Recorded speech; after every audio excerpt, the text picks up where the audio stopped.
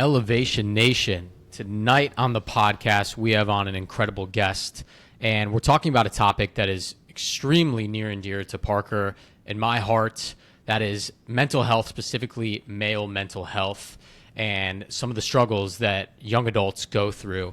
So we have on Katie McSweeney. She is the founder of Check on Your Mates, has an incredible story. We actually grew up about 20 minutes from each other in the Chicagoland area, so it's always great to connect with someone from the Midwest. Katie, we are honored that you are joining Elevation Nation and sharing your story and your mission and your passion with our community. Thanks for being here. It's an honor to be here. Thanks for having me on. Katie, we're pumped to have you. I know you're coming all the way across the country in California, Newport Beach, which is pretty awesome. It's really hot over here. I don't know if it's as crazy hot over there in California or not, but I think it's probably worse in New York. I'm just putting it out there. But Katie, we start every single Elevation Nation podcast the same. We've done 340 of these now. So we do ask every single new elevator what your elevator pitch is so that Elevation Nation can know a little bit about you. Tell us about yourself. Yeah, absolutely. So my name is Katie. I am from Chicago area. I've lived in California for several years now. I work in the men's mental health space, and I also work as a model and also a tech consultant. So I've lived in several different cities. I've had the pleasure of meeting people from several different backgrounds. I joke that I've lived like 10 different lives in my 20s so far, and I always just love meeting new people and learning new things. Very similar to our mindset. I think the more people and diverse backgrounds and different point of views that you can meet, the better you can live your life. So that resonates with us. So Katie, you've worn a lot of different hats, and I think one of the ones that we want to talk about the most that resonates with Parker and I a ton is the concept of mental health and men's mental health. And to give Elevation Nation and you a little more background on our story, when we graduated, Parker and I went to University of Maryland, entered the real world, and we like to say we did everything, quote unquote, right? We got good jobs, we had internships in college, good grades, moved to big cities, and ended up also being tech consultants like yourself, but we're pretty miserable in our first couple of years. And that was when I first struggled with my own mental health and honestly didn't even realize it. Undiagnosed, didn't really search for any help besides calling my best friend Parker and being like, hey man, do you also feel extremely lost and depressed and like waking up and going to work sucks? And we worked our butts off for our entire lives to do this now for the rest of our lives. And we had that freak out moment. And thank goodness I had a good friend like Parker who was able to talk to me and helped us realize that we are not alone in some of the struggles that we felt as a young male.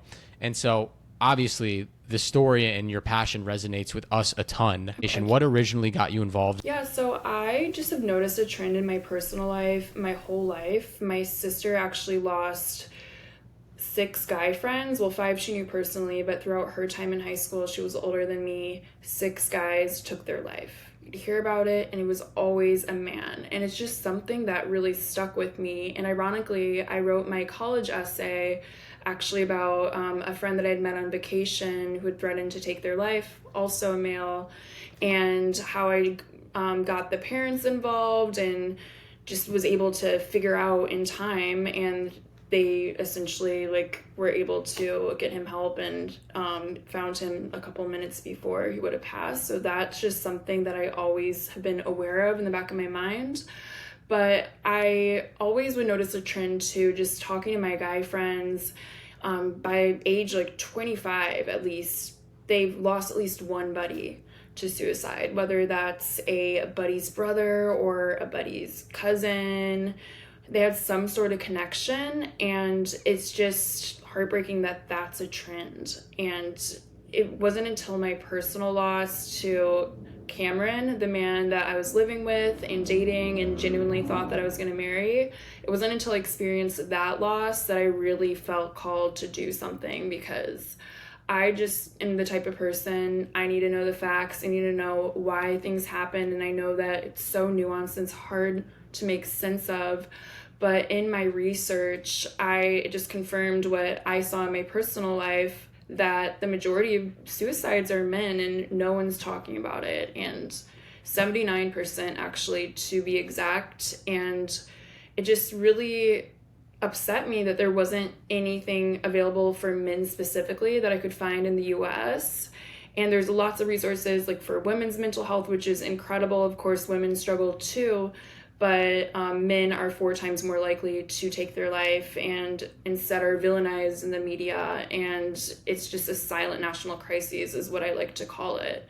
And I just really felt called to do something about it and spread awareness and help in any way I can, just in Cam's memory, honestly, and just to not have it happen to anyone else. Like, I don't want anyone else to ever have to go through that pain. Katie, thank you, first of all, for getting vulnerable. If you haven't listened to any Elevation Nation episodes, that is something that we try to do ourselves, Sam and I, and we hope that our guests is, feel like they're in a safe space to be able to open up and talk about their feelings, their background, their stories, and how they're inspiring others too. So really do appreciate you sharing that story. And of course, really do appreciate the work that you're doing. Being a man myself, Sam, a young male as well, especially, I saw a TikTok the other day, same thing. It's like men are more likely to commit suicide. Men are more likely to be depressed. Men are more likely to not talk about it also. But, right? So I'm curious, why do you think this stigma is a thing? Like, where did it come from in your eyes? I think just society in general, from a young age, men are told to man up. Like, if they fall off their bike when they're 3, they're told, like, man up, like, rub some dirt in it, where a girl is coddled and just treated differently in that sense. And men are told from a young age to just suppress their emotions.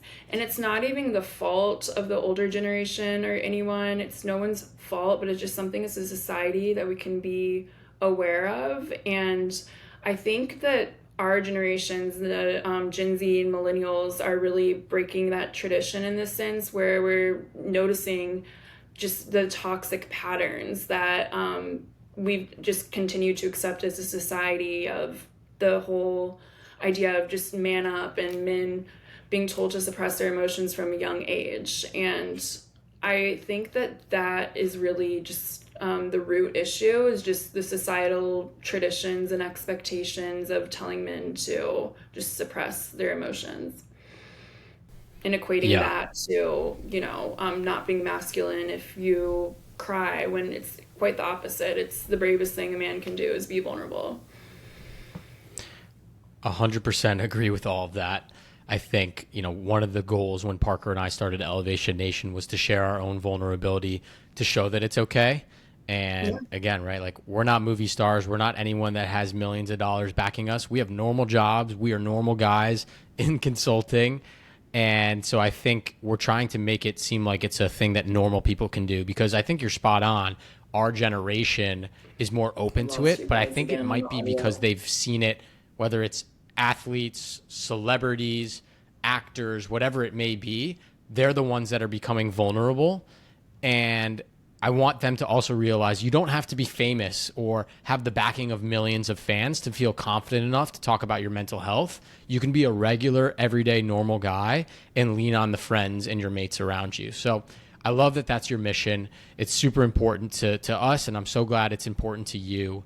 Obviously, none of us are really experts. Katie, you certainly are more an expert than we are with just the amount of research that you've done. So I'm curious, we have a lot of young male listeners out there. Do you have any tips or advice or first steps for young men to start to build up that mental strength, that mental courage, and that vulnerability? Yeah, absolutely. So headsupguys.org is actually a great resource that I found. It is not US based, but it has some articles about men that have struggled in the past that have been open about their mental health. Also, Checking Your Mates is a great resource too. I have 5 episodes out so far, and men are giving advice on how they've overcome their mental health and strategies they have in place. So just building up that courage, I feel like just by listening and seeing just it normalized with people that are also normal and also athletes or celebrities. I have a variety of different people on. and knowing that it's okay to, feel the way you're feeling. There's always help, and just knowing that the hole you would leave if something were to happen, just like really realizing that. And there's always resources. Heads Up Guys is great. Like, there's actually a self-screening tool you can check for depression. Also, psychologytoday.org, you can search insurance, zip code, for a therapist. There's a therapist directory and any type of therapy that you're curious about if you are based in the US. And also, I recommend people watch the Kevin Hines story on YouTube. He actually is a suicide attempt survivor after attempting from the Golden Gate Bridge, and his story is really incredible.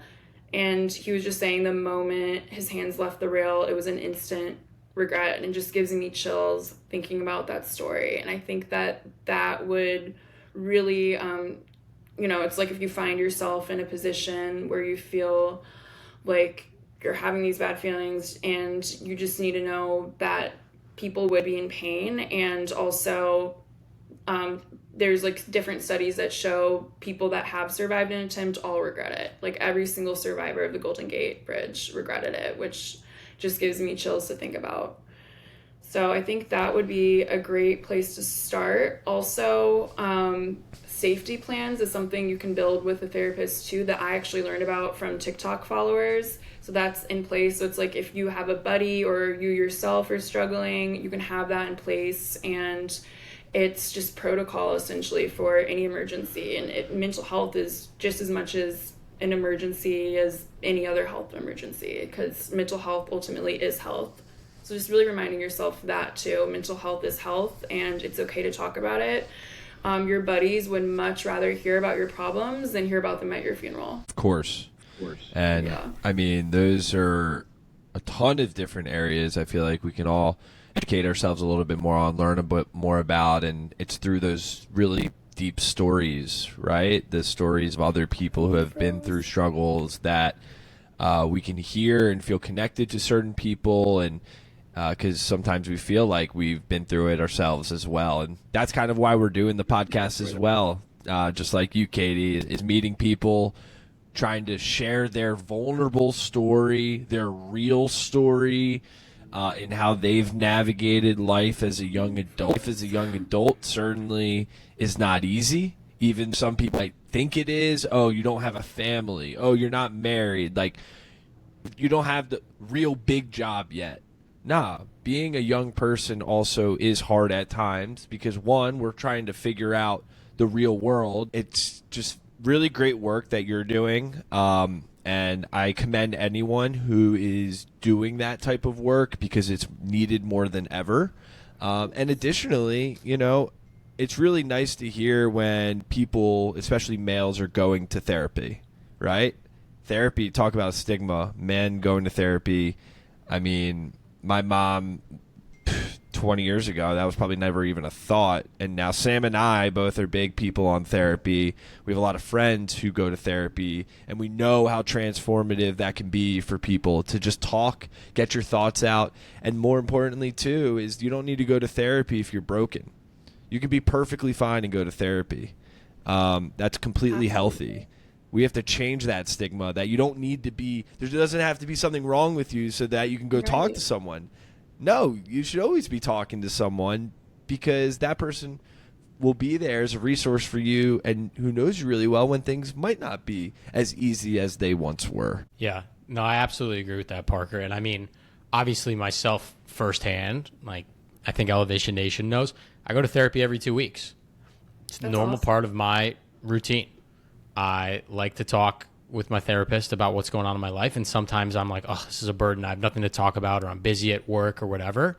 But it's really important for me, just like I go to the gym every day, to work on my mental health and my mental fortitude and my mindset every couple weeks. So absolutely love the concept of you don't need to be hurting to go to therapy. You don't need to be not feeling good to go to the gym. You go to the gym preventatively, and I think therapy and working on your mental health can be a part of that. So I love that. Obviously, Katie, your story resonates with us a ton. I want to move on a little bit to talk quickly about Check on Your Mates. Obviously, it's a great resource, as you shared with us. What is your mission with Check on Your Mates, and how can people get involved with the amazing organization and company and podcast that you've started? Thanks so much, and I completely resonate what you said as well. Honestly, anyone can benefit from therapy, and I love the analogy you used for the gym. Check Your Mates, I really want to spread beyond just a podcast. So I hope to have a mentor and mentee program down the road. So I'm going to 30 episodes to start off with, and because I was the age of Cam when he had passed. And I actually had male perspective advice on this. And then from the 30 episodes, I'm asking all the same questions. There'll be takeaways and then a free downloadable guide for men's survival guidebook, and then a mentorship pairing as well. So you can request to be paired with someone who's gone through something similar. For example, I know it's like if a male is an assault victim and they want to keep that anonymous, they can request a mentor, someone who's been through something similar, because every guest has said every man needs a mentor and mentee. So this will be a pairing system. So that's a long way down the road, but is something that I'm hoping to have ready, and all services will be free, of course, and it is just a passion project. I am looking to do a little bit more with social media marketing, and people can really get involved just spreading the word. And also if they have ways that they have in mind just in terms of building out that mentorship program, that's something that is in the beginning framework. And I do hope to have a merch line as well, just to really keep the discussion going. For example, like beanie hats that say Check on Your Mates, man, and also some merchandise for girls as well. Men's mental health matters too, and also golf bags, Check on Your Mates. So I'm just getting everything sorted cool. with the logo, very beginning stages. So I do hope to have that mentorship program in place, and of course have to do a lot of work there. So I'm always open to ideas. But yeah, just spreading the word is a great way for people to get involved, and also male feedback, of course, because ultimately it is for men, even though of course some female listeners can benefit. It's just more so men giving men advice. Well, any way Sam and I can be of help to you in growing your mission and what you're doing, I mean, certainly we're very inspired by that work, and obviously close to our hearts as well. I'm curious, besides all the work you're doing, any like other goals in your life that you're trying to elevate? Yeah, absolutely. I am always changing goals. You know, it's like I try to have my best to have a growth mindset, which I feel like you guys are really about at Elevate Nation. Young professionals, just always the opportunity to grow after you achieve one goal.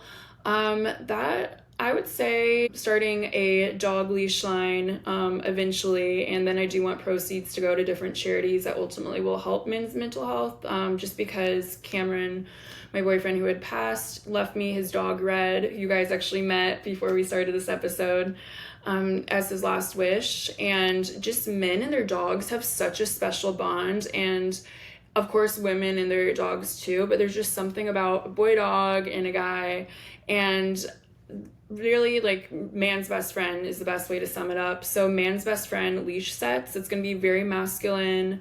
Will be 3 pieces of leather, so like a poop bag, a leash, a collar, and all are in honor of Cameron. So different things that relate to him, like espresso martinis he loved, and Columbia Study Hall because he went to Columbia for grad, just as some examples. And the designs are related to that. So that is something I'm figuring out still. But once I am where I want to be with Check on Your Mates, I do hope to launch Man's Best Friend, and then there'll be different NFL teams too, and ones to honor veterans. So the first 2 designs will honor Cam, and I'll stick with that plan. But that is something that's a goal of mine as well. And also, you know, maybe starting another type of company down the road, but I just really am into giving back, and I do want to actually yes, I am going to go back to school and get my master's and become a marital therapist. So that is a goal.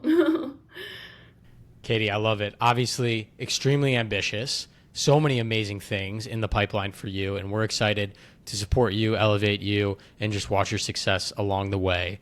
A lot more to come from Katie. I want to move us into our next section of the podcast here, which we call our rapid fire segment, Katie. So we'll see if the Wi-Fi holds up for us, but I have a couple quick questions to ask you, and we just want to know the first thing that pops into your mind from these quick questions. Yep. So I'll ask you a quick question, whatever your first thing that comes to mind. Ready? Yes. All right, Katie, what is your favorite way that you clear your mind? Ooh, I would say yoga and Pilates and runs on the beach with my dog. I love it. Yeah. With Red. Mm-hmm. Okay. Next one. What is a song that always puts you in a good mood? Ooh, I would say like a really high-pitched female like EDM voice, because I feel like it just like something to energize you. I'm trying to think of one. I like probably that. like something like the Chainsmokers. That's a good answer. That's good. I like that too. That was a good one. Okay, final rapid fire, Katie. Parker and I love to read. As you see behind him, he's got an enormous bookshelf in his apartment. So we're always looking for new book recommendations. Is there a book that you want to share with us and with Elevation Nation that you think we should read? The Mountain is You. I'm blanking on the author's name, but that is a really inspirational growth mindset book. So I would recommend The Mountain is You. Nice. I've never heard of that one before. We'll have to add that to our list. Thank you. Of course. Love that. Cool. I'm going to have to go on the Amazon, Sam, buy that. Even though I don't have any more room. I don't have much more room on the bookshelf. I'll it might be get some time recommendations for, from you guys. I feel like you guys know your stuff. We have one last question. Elevator, who comes on to Elevation Nation. And that is the question of, what is your mental motto? That is a phrase, a quote, a slogan that you live your life by. And so Sam has a mental motto. I have a mental motto. And we're curious, Katie McSweeney, what is your mental motto? Life doesn't work against you, it works in your favor, I would say. So let's say, like, for example, my phone, I had to get a new phone and I just missed out on something I was supposed to go to, but what I don't know is maybe I would have gone into a car accident that would have been fatal had I had that working phone and been able to go to my friends that day. So it's like, even though there was an annoyance where my phone stopped working, I would like to think that's God or the universe's way of saying, like, hey, I'm going to protect you from something that would have happened. So I just like to think of it like that. It's a beautiful mental motto. Certainly one I don't think we've had before. So, Katie, I'm honored that you shared that with myself, with Parker, with all of Elevation Nation. It's a super unique one, and we're so glad that we finally were able to have a conversation with you, to welcome you into our community, into our nation.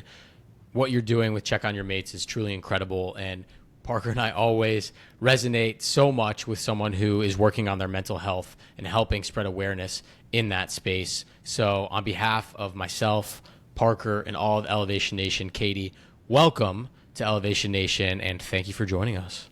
Thanks so much for having me. I love what you guys are doing. All right, Elevation Nation, until next week. Peace. Bye.